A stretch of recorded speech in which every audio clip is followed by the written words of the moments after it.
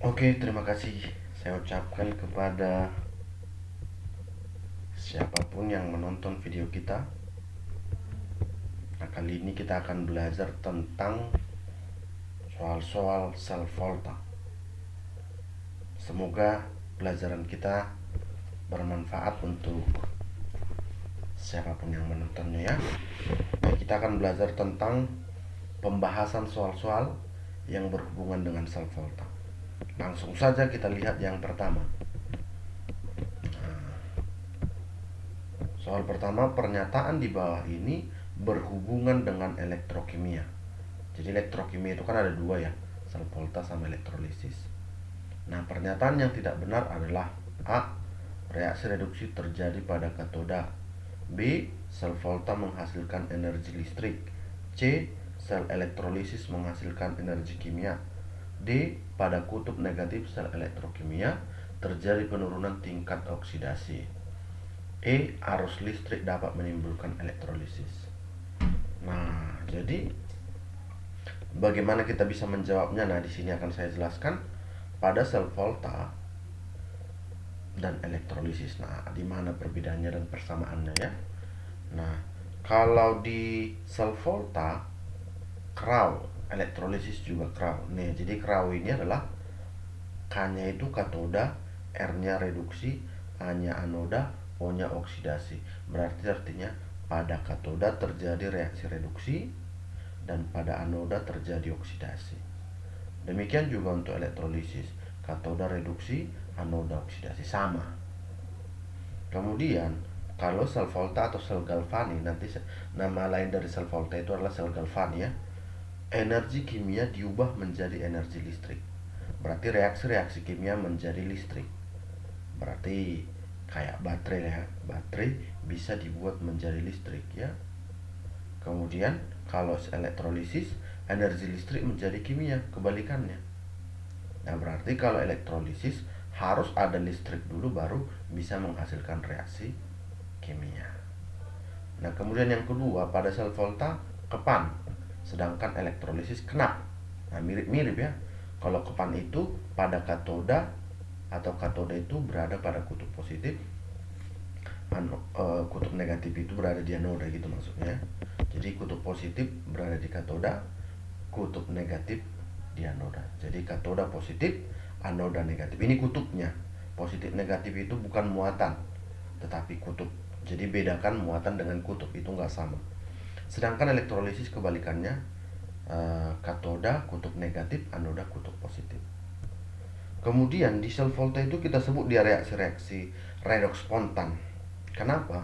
Kalau ada wadah kita buat, kita rangkaikan, kita sambungkan dengan listrik, bisa hidup bola lampu misalnya, atau dia menghasilkan tegangan karena ada perbedaan potensial di kedua wadah. Nah, sedangkan elektrolisis dia disebut reaksi redoks non spontan. Kenapa?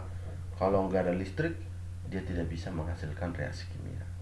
Sedangkan kalau sel volta, dia bisa spontan menghasilkan energi listrik ya. Di sel volta ada jembatan garam, sedangkan di elektrolisis tidak ada jembatan garam. Nah, berarti reaksi reduksi terjadi pada katoda, benar. Di elektrokimia itu kraw, katoda reduksi, anoda oksidasi. Elektrolisis dan sel volta sama ya. Kemudian yang B, sel volta menghasilkan energi listrik, iya benar. C, sel elektrolisis menghasilkan energi kimia, benar. Lalu D, pada kutub negatif sel elektrokimia terjadi penurunan bilangan oksidasi. Maksudnya terjadi penurunan bilangan itu berarti terjadi reaksi oksidasi. Nah, ternyata kan beda.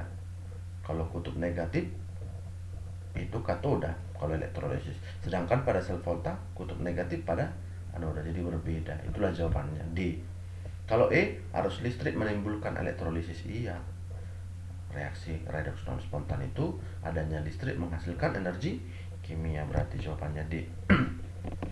Nomor 2. Nah, dari pasangan elektroda berikut pada sel aki ya, akumulator, baterai basa ini. Yang ditanyanya adalah mana katoda dan anodanya. Ada A, NiO2 dan Zn, MnO2 dan Cd, PbO2 dan Pb, O2 dan H2O, Ag2O dan Zn. Nah, kita lihat. Nah, pada reaksi baterai basa itu anodanya adalah Pb dan katodanya adalah PbO2. Maka jawabannya adalah C. Jadi nanti untuk reaksinya anoda dan katoda itu sama-sama menghasilkan Pb12. Berarti kalau dua-duanya menghasilkan Pb12, lalu di dalam larutannya nanti ada asam sulfat elektrolitnya sehingga diproduksi PbSO4. Ya, reaksinya akan menghasilkan PbSO4 berupa endapan. Nah, kemudian baterai basa ini adalah baterai yang dua arah reaksinya, artinya bolak-balik ini ya, yang merah ini bolak-balik berarti dia bisa diisi ulang. Ketika konsentrasi elektrolitnya berkurang, habislah kita bilang elektrolitnya, diisi dia, pengisian. Nah, saat dia pemakaian, konsentrasi elektrolitnya berkurang, habis, isi lagi. Nah, itu artinya bisa bolak-balik, bisa diisi ya. Nah, sel sekunder. Maka jawabannya adalah C. Kita lanjut nomor 3. Dikasih tahu Cr13 tambah 3 elektron jadi Cr. Ini panahnya harusnya sebelum Cr ya, tapi nggak apa-apa lah. CO13 tambah elektron jadi CO. N0-nya itu masing-masing sudah kita lihat, 1 min 1 positif. Nah, jadi untuk menjawab soal seperti ini, kalau ada pertanyaan dibuat, kita pastikan yang lebih besar itu adalah katoda. Yang lebih besar katoda, lalu kutub positif, lalu dia yang mengendap dan menebal. Ya, kemudian kalau dia kutub negatif, itulah yang lebih kecilnya. Berarti sebagai anoda, oksidasi, dia yang larut dan logamnya menipis. Jadi kalau teroksidasi itu kan berarti menghasilkan ion, maka logamnya itu larut, membentuk ion, menipis, dia berada di kutub negatif. Sedangkan pada katoda terjadi reduksi. Reduksi itu kan menghasilkan padatan, jadi dialah yang mengendap dan menebal, dan dia reduksi dan kutub positif ya. Nah, kemudian aliran elektron itu berasal dari anoda menuju katoda ya. Terus kalau ditanya N0 sel atau beda potensial, kita pastikan adalah N0 yang reduksi kurang oksidasi. Yang reduksi pastinya yang lebih besar ya. Yang reduksi ini yang lebih besar. Oke. Nah, berarti kalau seperti itu kita cek satu persatu. Nomor satunya, pada sel volta kedua elektroda ini kobalt adalah elektroda positif. Kita perhatikan kobalt tadi CO karena lebih besar dia kutub positif, benar. Pada sel volta elektroda ini kedua ini kromium anoda, ya. Cr karena lebih kecil, anoda kutub negatif. Reaksinya berarti Cr-nya teroksidasi ya, maka naik biloxnya, jembatan garam, reduksi, turun biloxnya. Logam kobalt mengendap pada elektroda kobalt, ya, karena dia tereduksi berarti dia mengendap. Oke, maka jawabannya benar semua, sehingga kita buat pilihannya adalah E. Berikutnya nomor 4. Dalam sel volta reaksi kimia berlangsung spontan dan menghasilkan tenaga listrik. Lalu sebab dalam sel volta yang bermuatan positif adalah katoda, sedangkan yang bermuatan negatif adalah anoda. Nah, di awal sudah kita katakan bahwa sel volta itu adalah reaksi redoks spontan. Kenapa? Karena adanya dua rangkaian di dalam wadah yang kita sambungkan dengan jembatan garam, dia bisa menghasilkan listrik. Benar. Dalam sel volta yang bermuatan positif adalah katoda. Iya, sel volta yang bermuatan positif adalah katoda. Katoda itu adalah positif, anoda negatif, kepan ya. Katoda positif, anoda negatif. Berarti benar semuanya, jawabannya adalah.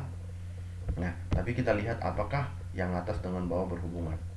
Kalau kita lihat dia atas, dia membahas tentang reaksinya spontan dan menghasilkan listrik, sedangkan di bawah dia membahas tentang katoda itu positif sedangkan negatif anoda. Nah, itu tidak ada hubungan, maka kita jawab B. Yang terakhir, nomor 5.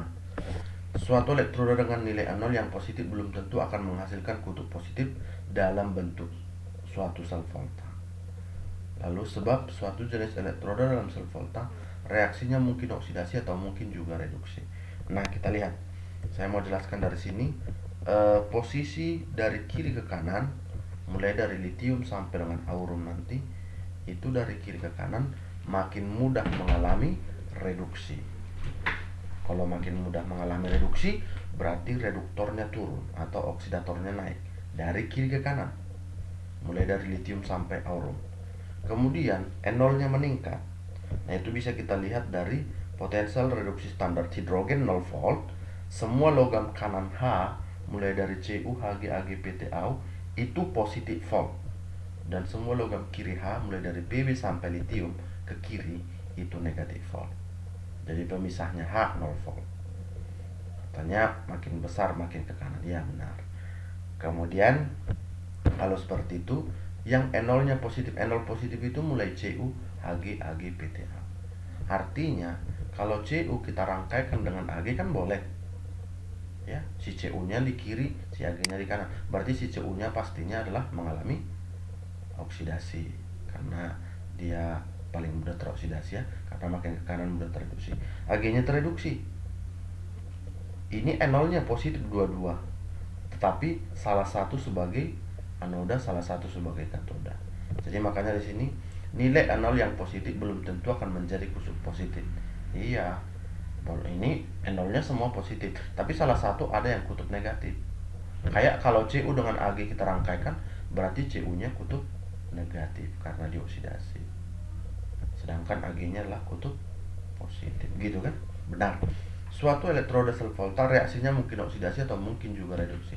Iya, kalau Cu dengan Ag, dia mungkin oksidasi, Cu-nya, Ag-nya bisa reduksi.